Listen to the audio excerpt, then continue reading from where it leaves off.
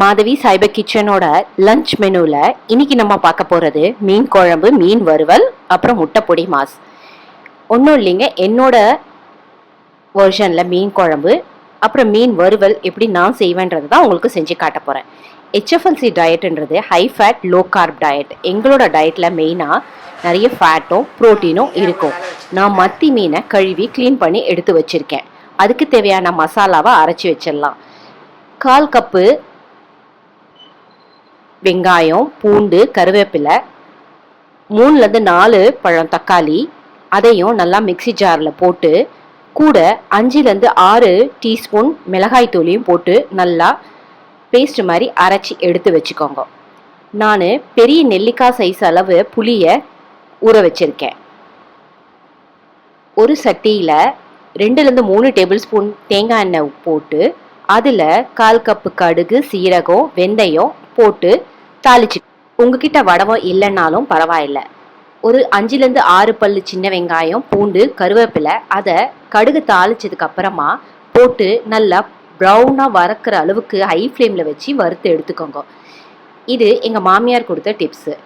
நம்மக்கிட்ட வடவம் இல்லைன்னா இந்த மாதிரி செஞ்சானா வடவத்தோட ஃப்ளேவரும் வரும். இந்த அளவுக்கு வதக்கி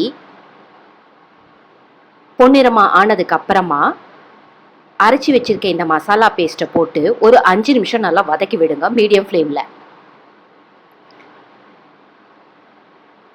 நிறைய பேர் கேட்குறது ஹெச்எஃப்எல்சி டயட்டில் நீங்கள் என்னெல்லாம் சேர்த்துப்பீங்கன்னு. நாங்கள் டெய்லி செய்கிற சமையலை தாங்க நான் இங்கே high fat low carb lunch மெனுவில் காட்ட போகிறேன்.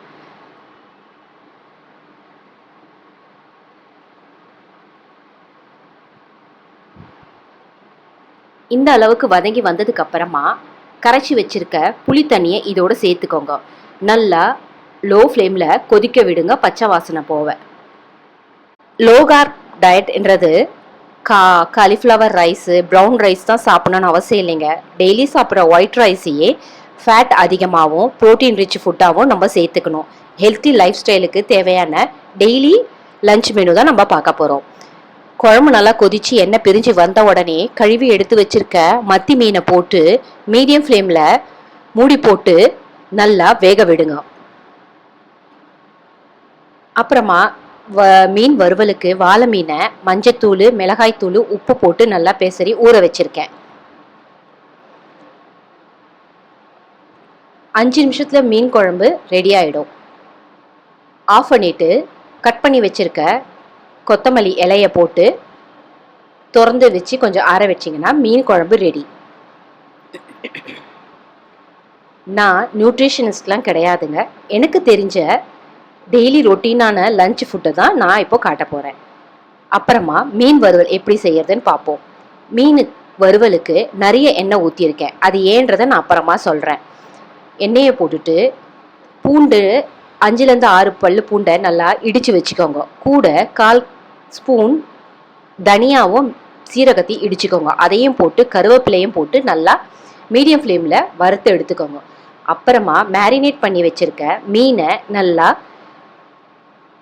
ஃப்ரை பண்ணி எடுத்தீங்கன்னா மீன் வறுவலும் ரெடி.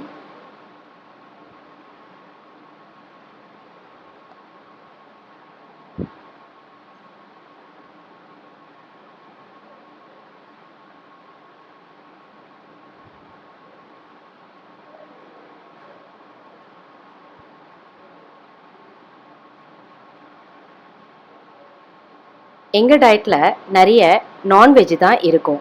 வெஜிடேரியன் இருக்காதுன்னு சொல்ல முடியாது, அதுவும் இருக்கும். எங்களுக்கு தெரிஞ்ச ஸ்டைலில் நம்ம பார்க்கலாம் இனிமே வர வீடியோஸில். மீன் நல்லா பொரிஞ்சதுக்கு அப்புறமா அந்த பக்கமும் திருப்பி ஃப்ரை பண்ணிங்கன்னா மீன் வறுவல் ரெடி. நான் ஏன் பேனில் இவ்வளோ எண்ணெய் ஊற்றியிருக்கேன்னா நான் இதிலே தான் முட்டை பொடி மாசும் பண்ண போகிறேன். அந்த எண்ணெயிலே காரம், மசாலா எல்லாமே இருக்குன்றதுனால முட்டை பொடி மாசும் ஃப்ளேவர்ஃபுல்லாக இருக்கும். சில பேர் வேணும்னா சாதமும் வெடிச்ச சாதமும் போட்டு கடாய் சாதம் கிளறுவாங்க. ஆனால் நான் முட்டை பொடி மாசம் தான் இதில் பண்ண போகிறேன்.